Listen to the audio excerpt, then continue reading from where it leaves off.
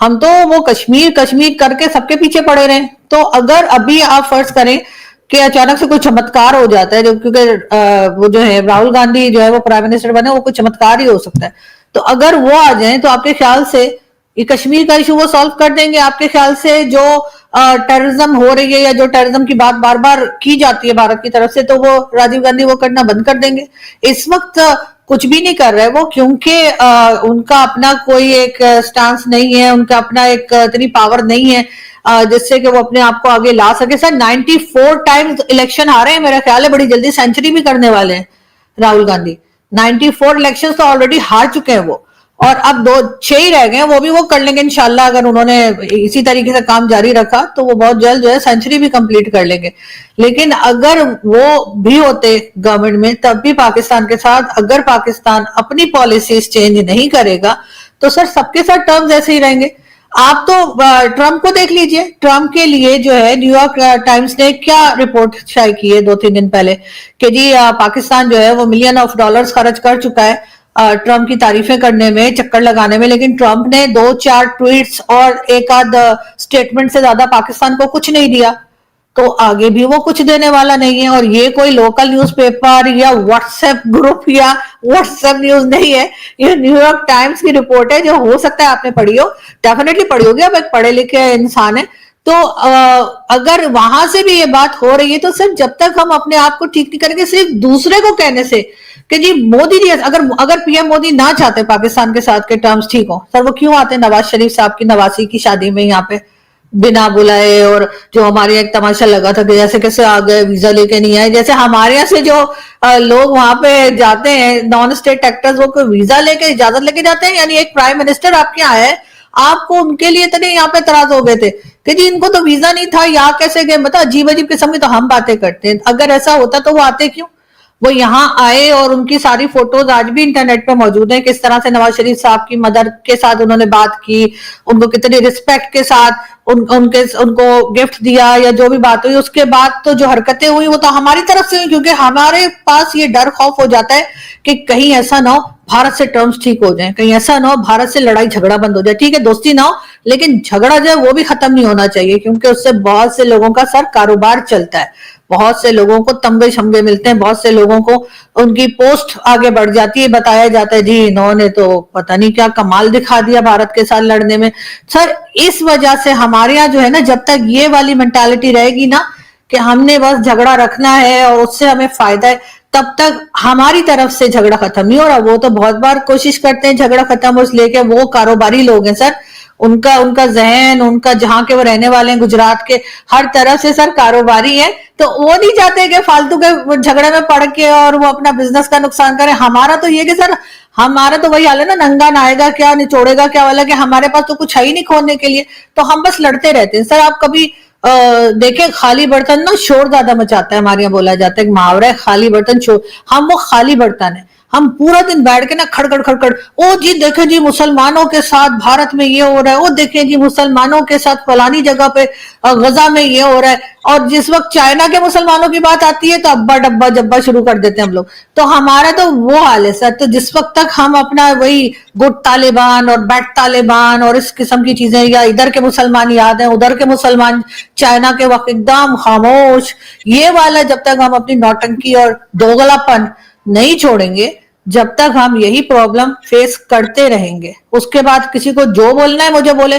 जो लोग नीचे लिखते हैं कि ये पता नहीं इंडियन एजेंट लगती है आपकी, अक्सर इस तरह के कमेंट्स आपके पाकिस्तानी लिखते हैं, तो लिखते रहे, इसलिए कि मेरा ख्याल है मैं अपने मुल्क के लिए बात करती हूँ और मैं चाहती हूँ कि पाकिस्तान की इकोनॉमी ठीक हो, पाकिस्तान का इंप्रेशन ठीक हो। और ये जो हमारे यहाँ लोग कुछ बैठे हुए ना, जो पाकिस्तान का खून पीते चले जा रहे हैं किसी डायनासोर की तरह, यहाँ पर जो या कह लीजिए ऑक्टोपस की तरह जिन्होंने सॉरी पकड़ रखा है पाकिस्तान को, खजानों को, उनसे किसी तरीके से जान छुड़ाई जाए।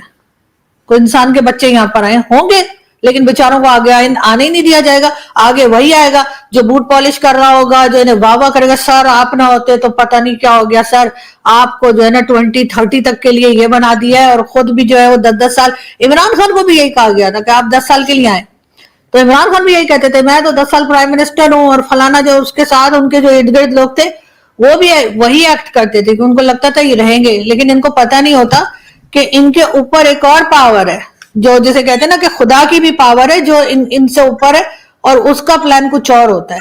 तो ना ज़ियाउल-हक रहा, ना मुशर्रफ रहा, ना इमरान खान रहे, ना नवाज शरीफ रहे, तो इस वक्त जो लोग अपने आप को खुदा समझ रहे हैं, मुझे लगता है ये भी नहीं रहेंगे। अच्छा, तो मैडम ये जो अब बात है कि आप जैसे फॉर एग्जांपल बात कर रही हैं भारत के हवाले से कि जी पाकिस्तान प्रॉब्लम है, भारत तो बहुत अच्छे हैं, वो कारोबार करना चाहते हैं। बहुत सारे लोगों का ये कहना है कि भारत के अंदर जो एक होता है कि आप थ्रेट को एक्सटर्नलाइज कर देते हो, ठीक है, अस वर्सेस देम करते हो, आइडेंटिटी का क्राइसिस पैदा करते हो, आइडेंटिटी पॉलिटिक्स करते हो, उससे आपकी जो है आप पॉपुलर रहते हो। इसको आसान लफ्जों में मैं ये समझाऊं, आइडेंटिटी पॉलिटिक्स में यह है कि जैसे इंडिया के अंदर हिंदू मुस्लिम कर दिया गया, ठीक है, जैसे बीजेपी मुसलमान को टिकट नहीं देती कहीं पे भी इलेक्शन लड़ने के लिए, वो कहते हैं जी हम नहीं देते, ठीक है, वो कहते हैं जी हम हिंदू मेजोरिटेरियनिज्म पे बिलीव करते हैं, हम उन्हीं को वोट देंगे, हम उन्हीं से वोट लेंगे और उन्हीं के साथ पावर में रहेंगे, हमारा मुसलमानों को हम वो इंक्लूसिवनेस की वो बात नहीं करते। उन्होंने खुल्लम खुल्ला कह दिया। वो कहते हैं ये पार्टी पॉलिट है। अभी भी उनको ये बिहार में पूछा गया तो उन्होंने कहा हम नहीं देते टिकट। एक दूसरी बात जो आप कह रही हैं मैडम, इसमें तो सीधी सी बात है कि कई लोगों का ये कहना है कि भाई थ्रेट को एक्सटर्नलाइज करो। आपने पाकिस्तान जैसा एक दुश्मन रख दिया, मीडिया सारा टाइम पाकिस्तान को गालियां निकालता रहता है, घर में मुसलमानों को गालियां निकालता रहता है, तो मतलब दे आर वेरी हैप्पी। घर में आइडेंटिटी पॉलिटिक्स करते हैं, बाहर एक्सटर्नलाइज करते हैं थ्रेट को, और आप कह रही हैं कि नहीं वो तो बहुत अच्छे हैं, वो तो और पाकिस्तान इसे कहता है कि this is a method to keep Pakistan busy. हमारे साथ जंग में वो में मसरूफ रखते हैं, वेपन्स खरीदते रहते हैं पाकिस्तान, ताकि वो वेपन्स खरीदते हैं ताकि पाकिस्तान भी अपना पैसा दिफा पे लगाए, ठीक है। तो that is also one of the thing, क्योंकि आपने इसको जो सिंप्लीफाई किया कि नहीं जी वो तो बिजनेसमैन लोग हैं, लेकिन वो जो बिजनेसमैन लोग हैं वो इस तरह के काम करते हैं कि घर में आइडेंटिटी पॉलिटिक्स करते हैं और बाहर में एक थ्रेट को एक्सटर्नलाइज कर दिया। जैसे ही हसीना वाजिद गई उधर वो आ गए, उन्होंने उनको भी थ्रेट कहना शुरू कर दिया, तो इससे वो इंटरनल यूनिटी हासिल करते हैं। Do you think this is a right perspective, या आप क्या समझती हैं कि ये पाकिस्तानियों का और बाकियों को जो इंडिया के मुसलमान हैं ये वो बेवकूफ है, उनको सही समझ नहीं आती नहीं है? सर, आप मुझे बताइए, आप क्या कर, आप लोगों का क्या होता है, मुझे हमारे यहाँ क्या होता है कहना चाहिए कि सुबह से मैं टीवी देख रही हूँ, जब से ये इलेक्शन वगैरह का रिजल्ट आया है, बिहार इलेक्शंस का, तो हमारे यहाँ जो इंडियन जर्नलिस्ट बुलाए जा रहे हैं, दो चार को मैंने देखा चलते फिरते, वो अपना कमेंट दे रहे थे जियो टीवी पे और कई जगह। तो आपने हर वो जर्नलिस्ट बुलाया जो सिर्फ ये बता रहा था कि जी ये तो किसी धोखे से जीत गए हैं, इन्होंने तो पैसा खिलाया तो जीत गए, ये तो ऐसे जीत गए, ये तो वैसे जीत गए, इस किस्म की। आप क्या एक सिंगल कहीं आपने अच्छी बात करी? आपने कभी कोशिश की कि आपके यहाँ से कोई एक पॉजिटिव मैसेज जो है वो दूसरी कंट्री में, ठीक है वो नहीं दे रहे मैसेज, ना दें, अपनी तरफ से तो कोशिश करनी चाहिए ना कि अगर वो जीत गए हैं आप एक अच्छे तरीके से मुबारकबाद दें, आप एक अच्छे तरीके से उनकी न्यूज को दीजिए, बजाय इसके सिर्फ ये बताने के कि जी वो तो ऐसे चक्कर लगा के जीत गए, वो तो ऐसा कोई घोटाला करके जीत गए। यही हमारे चैनल्स पे बताया जा रहा था, और यही इंडिया से भी जो जर्नलिस्ट आए थे, न जाने कौन थे, उनको मैंने कभी पहले देखा नहीं आज, तो वो भी इसी किस्म की बातें बता रहे थे कि आपने वो सारे जर्नलिस्ट बुलाए जो आपको कांग्रेस ने पकड़ा है या किसी ऐसी पार्टी ने पकड़ा है जो बीजेपी के मुखालिफ है। सर देखें, अच्छी बात करेंगे दूसरा भी अच्छी बात करेगा, अगर आप बुरी बात करेंगे तो जवाब में वही रिप्लाई आएगा।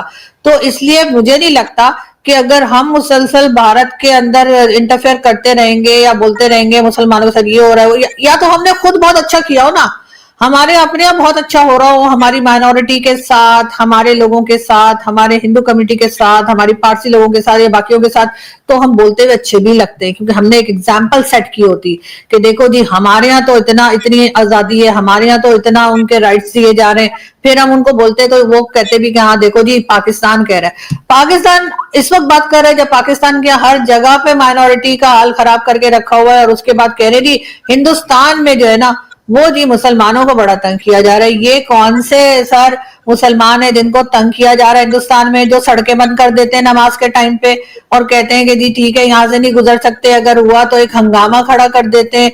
उनके लोग जो हैं वो तो पलट के जवाब दे सकते हैं, उनके लोग टीवी शोज में आपके और मेरे साथ बैठते हैं, और उसके अलावा भी जब वो आते हैं सर वो गले फाड़ फाड़ के अपनी गवर्नमेंट को और अपने लोगों को और उनके बारे में जो उनको प्रॉब्लम है वो बता रहे होते हैं क्या हमारे यहाँ बैठ सकता है कोई? क्या हमारे माइनॉरिटी के किसी को आप बिठा सकते हैं? कोई बोल सकता है कि आपने हमारा मंदिर जो है उसको डिमोलिश कर दिया, या हमारे लोगों को आपने कन्वर्ट कर दिया, या आपने कुछ कर दिया?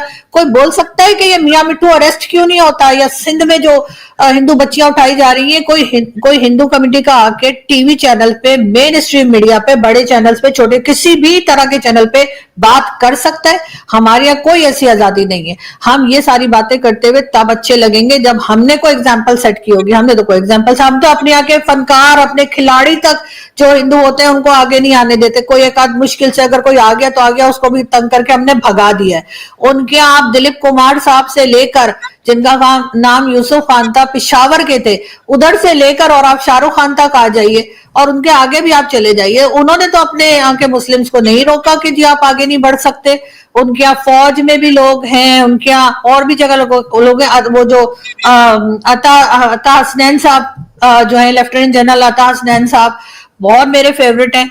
तो उनको देखिए वो किस तरीके से बढ़कर बात करते हैं और कहां तक पहुंचे। हमारे यहाँ पहुंचाया है आपने किसी को, एक आध किसी को कभी कर देते हैं तो इतना ढोल पीटते हैं कि लगता है उनकी पूरी नस्लों के ऊपर एहसान कर दिया है। तो सर वो वाली, जब तक हम अपने आप को चेंज नहीं करेंगे ना, आप चेंज करें दूसरा खुद ही चेंज होगा। अगर आपको उनसे कोई प्रॉब्लम है आप बताइए, लेकिन अपने आप को एग्जाम्पल तो सेट करें।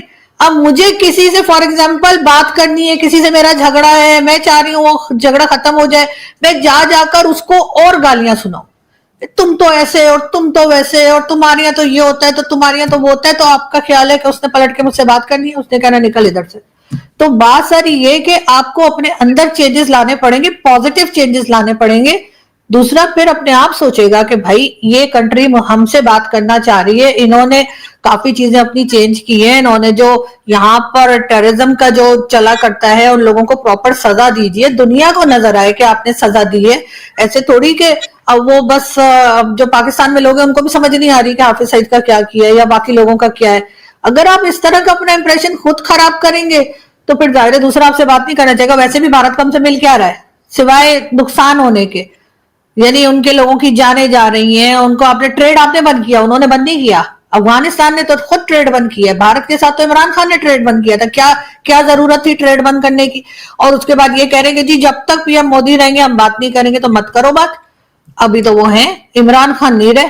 तो ये जो हमारा है ना, हम चौधरी बनते हैं, बड़ी बड़े स्टेटमेंट्स दे देते हैं उठकर, जी हम कश्मीरियों के साथ खड़े, हम कश्मीरियों के साथ खड़े हुए हैं, लेकिन क्या हम बलूचिस्तान के लोगों के साथ खड़े? क्या हम केपीके के लोगों के साथ खड़े? हम अपने लोगों के साथ खड़े नहीं होते, अपनी साइड का कश्मीर जो उनके साथ नहीं खड़े होते, और वहां पे खड़े। अरे यार अपने आप को सही करें, अपना घर सही करें। आपको किसी की मतलब किसी को जरूरत तो पड़े, आपकी किसी को जरूरत नहीं है, सब कानों को हाथ लगाते हैं भाई पाकिस्तान से कोई ताल्लुक नहीं रखना। तो हमने अपनी हालत खुद ऐसी कर ली है ना, हम अपने आप पे काम करेंगे, अपने आप को ठीक करेंगे कि हम किसी के काम आ सके। सर लोग जब किसी के काम आ सकते हैं ना तभी लोग बात करते हैं। फालतू के लोगों से जो आके सिर्फ आपको छील के चले जाएंगे, ऐसे लोगों से कौन बात करते हैं? तो हमने अपनी हालत वो कर ली है। उसके बाद कहते हैं कुछ कहो नहीं, कुछ कहोगे तो जी आप तो बड़े गद्दार हैं, आप तो जी फलाने के एजेंट हैं, आप तो ऐसे हैं, आप तो वैसे हैं। और उसके बाद अच्छा दूसरी तरफ वालों को भी चैन नहीं है, वो फिर कहते हैं ये ऐसे कैसे बोल लेते हैं।